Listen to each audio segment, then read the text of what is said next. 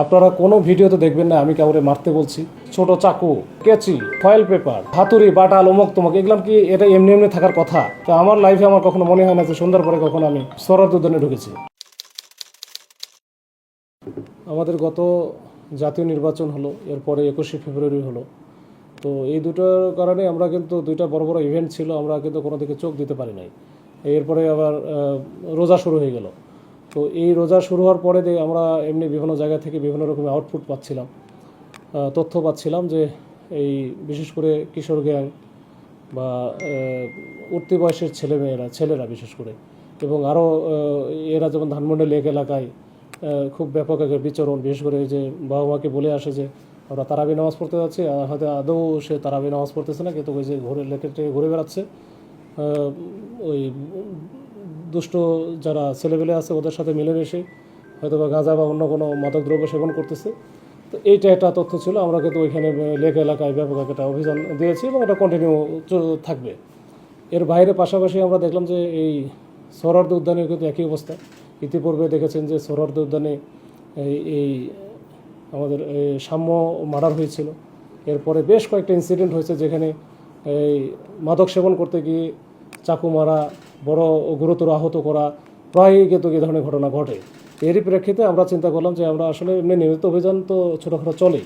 তো গতকালকে আমরা সবাই মিলে আমাদের সকল অফিসার, ওসি, ইন্সপেক্টর বা যারা অন্যান্য যারা ছিল তাদেরকে সবাইকে নিয়ে আমরা যে পুলিশ কন্ট্রোল রুম থেকে বেশ ফোর্স নিয়ে আসছিলাম, রিজার্ভ ফোর্স 50-60 জনের মতো। তো এদের সহ আমরা কিন্তু একটা অভিযান দেওয়ার শুরু করি। তো শুরু করার পরে যে বিষয়টা হয়েছে যে কিছু অনাকাঙ্ক্ষিত ঘটনা ঘটে গেছে, আপনারা ইতিমধ্যেই দেখেছেন যে কিছু ভাইরাল হয়েছে। তো আমরা চেষ্টা করি যে পুলিশের যে নিয়মকানুন মেনে চলে কোনো কিছু করা, তারপরেও অন গ্রাউন্ডে অনেক কিছু ঘটে যায়। হয়তো অনেক কিছু আমাদের ল্যাপস থাকে, কিছু কিছু ক্ষেত্রে আমাদের হয়তো বা অজান্তে অনেক কিছু ঘটনা ঘটে যায়। তো এরকমই কিছু ঘটনা ঘটে গেছে, কিন্তু এটা আমরা তো একেবারে দেশের স্বার্থে, মানুষের স্বার্থে, ওই এলাকার স্বার্থে কিন্তু আমরা কাজ করি। পুলিশ সবসময় তাই করে এবং আমরা সবসময় তাই করি, এবং আমরা চাই যে একটা সুন্দর মাদকমুক্ত এই সোহরাওয়ার্দী উদ্যান যেন মাদকমুক্ত থাকে, এবং সেই সাথে এখানে যেন কোনো মানুষজন নির্ভয়ে চলাফেরা করে। কিন্তু দেখবেন যে এই যে রাত 9টা-10টার দিকে ওইখানে কিন্তু এখন এই যে রোজা রমজানের দিন মানুষ তারাবি নামাজ পড়তেছে, ওইখানে কিন্তু ভালো লোকজন কিন্তু যাওয়ার কথা না, মানে গেটও বন্ধ থাকে। এর মধ্যে দেখবেন যে প্রচুর লোকজন, সবাই কিন্তু মোটামুটি ওই যে চিপাই চাপাই, তারপরে বিভিন্ন রকমের ওই জঙ্গলে টঙ্গলে বসে দেদারসে গাঁজা সেবন থেকে শুরু করে ওই যে ইয়াবা সেবন এরকম করতেছে। তো এগুলো হচ্ছে করে আমরা মাঝে মাঝে প্রায়ই ধরি। তো গতকালকের অভিযানও এরকমই ছিল। এর মধ্যে কিছু ব্যত্যয় ঘটলো। আমরা কিছু একজনের সাথে তো তর্ক বিতর্ক হচ্ছিল।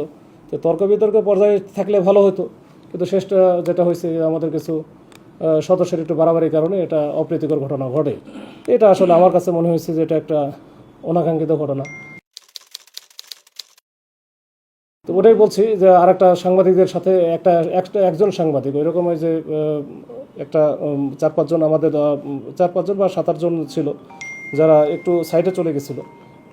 তো ওখানে মনে হয় কিছু শিক্ষার্থী পরিচয় দিয়ে তারা গাঁজা সেবন করতেছিল। তো ওইখানে ধরতে গিয়ে তখন আমাদের এক পুলিশের কনস্টেবলকে কিন্তু হচ্ছে যে চাকু মারে, যেটা মাথায় একবারে ডিপ আকারে ঢুকে যায়। তো অল্পের জন্য চোখটা রক্ষা পায়। তো এইটা ঘটার পরে ওইখানে আশেপাশে যারা অন্যান্য পুলিশ সদস্য ছিল তারা খুব বিক্ষিপ্ত হয়ে যায় এবং কোনো কথাই শোনে না। তখন কিন্তু গেলোপাথারি মারামারি করছে, কয়েকটা মারছে। এর মধ্যেই কিন্তু সাংবাদিকও পড়ে গেছিলো। তো এটা ওরা বলতেছে তারা আসলে মিসআন্ডারস্ট্যান্ডিংয়ের কারণে এটা হয়েছে। তো যাই হোক, এটা বিতর্ক থাকতেই পারে। তো এই বিষয়গুলো নিয়ে আমরা একটু ফেড আপ যে আসলে আমরা ভালো উদ্দেশ্যে গেলাম, কিন্তু সেটা একটু খারাপ হয়ে গেল কিছু ব্যত্যয় ঘটার কারণে। তো এই ক্ষেত্রে যারা বাড়াবাড়ি করেছে, অতি উৎসাহী যারা ছিল পুলিশ সদস্য, তাদের ব্যাপারেও আমাদের কিছু অ্যাকশন অলরেডি আমরা নিয়েছি। 4 জনকে আইডেন্টিফাই করে তাদেরকে ক্লোজ করা হয়েছে। তাদের বিভাগীয় স্বাস্থ্যমূলক ব্যবস্থা নেওয়ার জন্য আমরা কিন্তু এটা শুরু হয়ে গেছে। এটা স্যার, আমাদের কমিশনার স্যার সহ সবাই জানে এবং স্যারেরা এটা করছে। আর অন্যান্য যে ব্যবস্থা আছে, যে এই যে যারা ভিতরে ছিল তারা হয়তো বলতেছে যে আমরা হাঁটতেছিলাম, এই হাঁটার কোনো সুযোগ নাই। এখানে তো সবাই কোনো না কোনো কাজে আছে, মানে খাওয়ার কাজে আছে এটা। তো এই বিষয়গুলো যদি কেউ হয়তো বা তার নিজস্ব যে বা তার যে পক্ষে ছাপায় হয়তো গাবে, এটা স্বাভাবিক। কিন্তু 9টা-10টার দিকে ভিতরে যে সোহরাওয়ার্দী উদ্যানের ভিতরে, যেখানে একটু অন্ধকারও আছে, আলোও খুব কম, জঙ্গল আছে, এর মধ্যে বসে আছে। তো এর মধ্যে বসে থেকে মানুষ ওই সময় তো কোনো ভালো মানুষ থাকার কথা না, আমি যতটুকু আমার জ্ঞানে যতটুকু মনে হয়। তো যাই হোক, তো এই বিষয়গুলো ঘটছে। একটা হচ্ছে কিছু অপ্রীতিকর বা অনাকাঙ্ক্ষিত ঘটনা ঘটছে, সেই প্রেক্ষিতে আমাদের ব্যবস্থা হয়েছে, ব্যবস্থা নিয়েছি। আর এই মাদকের বিরুদ্ধে অভিযান আমাদের অব্যাহত আছে এবং চলবে। এটা আমরা যে যে এলাকায় আছি এখন, আমি যে জুডিডিকশনে আছি রমনা এলাকা, এই রমনা এলাকায় কোনো কিছু হলে তো এটা আমি বা আমার কোনো অধীনস্থ কোনো কর্মকর্তা, এডিসি, এসি, ওসি তারাই করে। ওসিটা তো তার নিজেদের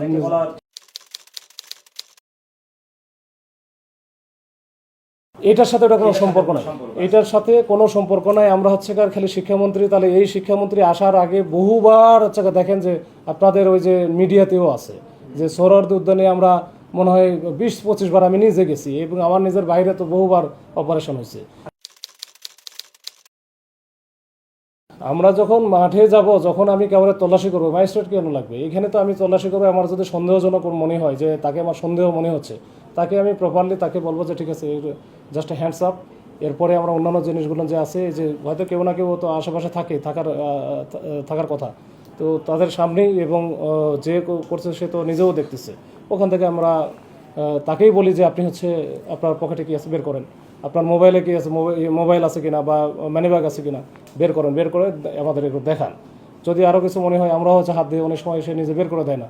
তো এগুলো হচ্ছে এটা তো তল্লাশি করে আমি যদি পাই তাহলে সেটা ব্যাপারে সেটা একটা ব্যবস্থা হবে।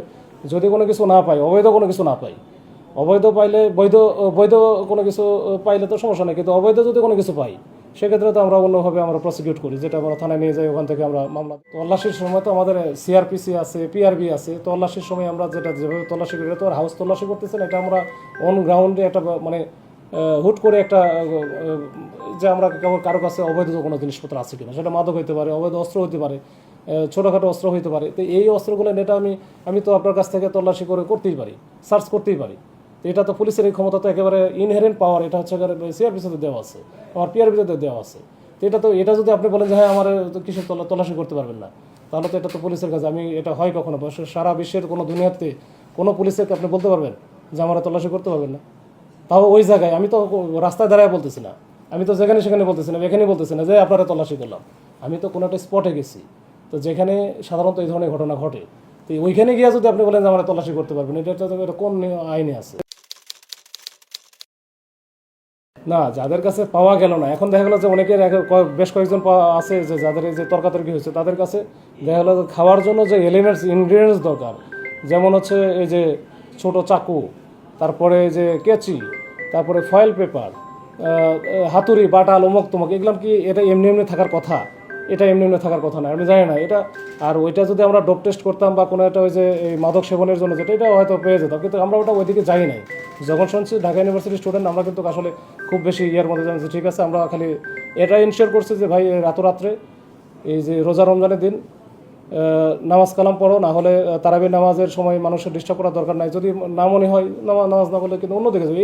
এইখানে অন্ধকার, বিভিন্ন লোকজনের আনাগোনা থাকে, এইখানে কেন?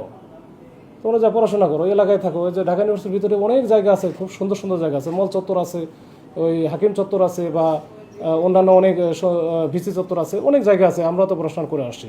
তো আমার লাইফে আমার কখনো মনে হয় না যে সন্ধ্যার পরে কখনো আমি এই সোহরাওয়ার্দী উদ্যানে ঢুকেছি। বেয়াদবির বিষয় না, আসলে এক একজন এক এক রকমভাবে রিয়্যাক্ট করে। আর যারা মাদক খায় তারা একটু অন্যভাবে রিয়্যাক্ট করে, এটা আমরা বুঝি। তো তারপরে এটা আমরা এই পরবর্তীতে যখন আমরা যাব, তখন এই বিষয়গুলো আমার মাথায় থাকবে। আমরা তো আস্তে আস্তে শিখি, তো শিক্ষা নিতে নিতে একটা পর্যায়ে গিয়ে আমরা হচ্ছে হয়তো বা একটা পর্যায়ে আমাদের যদি কোনো ব্যত্যয় থাকে, কোনো জায়গায় ত্রুটি বিচ্ছুতি থাকে, সেটাও সামনে আমরা হচ্ছে ঠিক করে নিব। কারোর সাথে কথা বলার ধরনের ক্ষেত্রে হয়তো বা মনে হতে পারে যে সে বেয়াদবি করছে, আমার হয়তো উল্টা দিকে আমরা রাগ করছি, তো আমরা এখন থেকে রাগ করবো না, মানে এই বিষয়টা এরকম আর কি।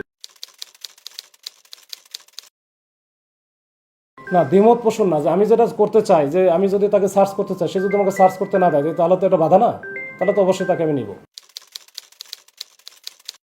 আচ্ছা, এই বিক্রেতাদের আছে এটা গিয়ে একটু ওই যে আমাদের এই যে তালিকাটা, যে আমরা গত 2 মাসে কি করছি, তো আমি যতটুকু জানি যে গত 2 মাসের মধ্যে আমরা এই শুধুমাত্র সোহরাওয়ার্দী উদ্যান থেকে মনে হয় 100-র মতো যারা মাদক ব্যবসার সাথে জড়িত, এই যে বিশেষ করে মহিলারা, এদেরকে কিন্তু ধরে এবং এটা কিন্তু আমাদের জুডিশিয়াল ম্যাজিস্ট্রেট যে আছে মোবাইল কোর্ট করে, তাদের মাধ্যমে আমরা কিন্তু বিভিন্ন মেয়াদে সাজা দিচ্ছি। এটা তো 100-র উপরে হবে, কিন্তু এটা কেমনি যেন আমরা বুঝি না যে যতই আমরা দিচ্ছি নতুন নতুন আসতেই থাকে, মানে এটা বন্যার পানির মতো কোনো না কোনোভাবে চলে আসতেছে। তো এইটার আসলে কুল কিনারা আমরা পাচ্ছি না। এটা আরও ওয়াইড রেঞ্জে কাজ করতে হবে। এখানে কিন্তু শুধু আমরা কাজ করি না, এখানে ওই যে মাদকদ্রব্য কাজ করে, তো এখানে প্রক্টোরিয়াল টিম কাজ করে। তো সবাই মিলে আমরা চেষ্টা করলে হয়তো এটা হবে ইনশাল্লাহ। কালকে দেখেন, আমরা যখন দায়িত্বে থাকি অনেক কিছু, দায়িত্বে থাকলে এটা দায়িত্বের খাতিরে অনেক কিছু করতে হয়। আরেকটা জিনিস বলি, আপনারা কোনো ভিডিওতে দেখবেন না আমি কাউরে মারতে বলছি, নিজে মারছি বা নিজে পিটাইছি। বরঞ্চ আমি হচ্ছে কেন, যখন ওরা মারতেছিল আমি ঠেকাতে গিয়ে কিন্তু আমার কালকে মাথায় বাড়ি লাগছে। তো বিষয়গুলো এখন যদি আমাকে ইন্টেনশনালি টার্গেট করে যদি কোনো একটা পক্ষ কাজ করে, আমার তো মনে হয় যে টার্গেট করে, একেবারে টার্গেট করে, আমি কোনো রকম কোনো কিছু না, আমি তো তাহলে আমার দায়িত্ব পালন করবো না। আমি তো এখানে যদি না গিয়ে অপারেশন না করে আমি তো বাসায় গিয়ে শুয়ে থাকতে পারতাম। আমার কেউ কিছু বলতো তার মানে কি কেউ টার্গেট করছে আপনাকে? না, কোনো গোষ্ঠীর পক্ষ এরা তো অবশ্যই টার্গেট করে এগুলো করতেছে। এই যে ফেসবুকে তো এই একের পর এক এটা তো আমি বলি সাইবার বুলিং টাইপের। আমি কোনো কিছু করি নাই বা করতেওছি না, আমি যেটা আমার দায়িত্ব সেই দায়িত্বটা পালন করতেছি। তা আমার দায়িত্ব আমাকে পালন করতে দেবেন না। আমি হচ্ছে আপনি ওই সোহরাওয়ার্দী উদ্যানে এখনই কোনো ঘটনা ঘটুক, যে কেউ একটা মার্ডার হোক বা কোনো একটা বড় ধরনের ইনসিডেন্ট হোক, তখন তো আমারই ধরবেন যে আপনারা কী করছেন। এর আগে যখন সাম্য মার্ডার হলো তখন তো আমাদের দিকে আঙুল তুলছে যে এখানে এই এত ঘটনা ঘটতেছে বা এখানে মাদকের আখড়া, আপনারা বসে আছেন, তখন আমাদের দিকে আঙুল তুলছে এবং বিশ্রী ভাষা গালাগালি করছে। আমি জানি না, এটা তাদের বিষয়। এখন তো এটা তো তাদের মনেই আছে, এখন সরাবে না এখন কি করবে সেটা তো তাদের বিষয়।